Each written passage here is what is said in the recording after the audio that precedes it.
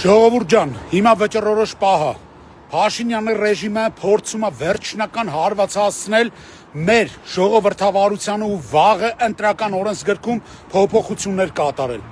Պատկերացնում եք, ընտրություններին մնացել է քիչ ժամանակ, բայց նրանք հապճե փոխում են ընտրական օրենսգիրքը։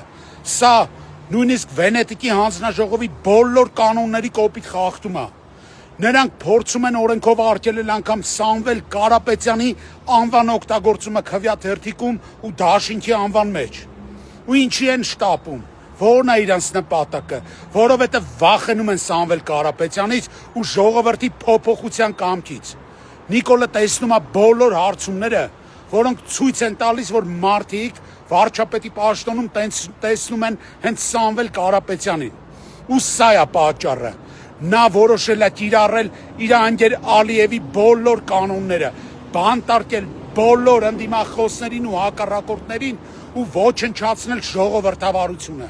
Բայց Հայաստանը Ադրբեջան երբեք չի դառնալու, սա վստահեցնում ենք։ Մենք հպարտ ժողովուրդ ենք, մենք պատիվ ունենք, նամուս ունենք ու թասիբ ունենք ու չենք ենթարկվելու երբեք թույլ բռնապետին։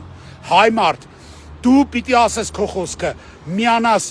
ուժեղ Հայաստան Դաշինքին։ Նիկոլ, դու չես կարողանալու կանգնեցնել այս փոփոխությունները։ Հիշի։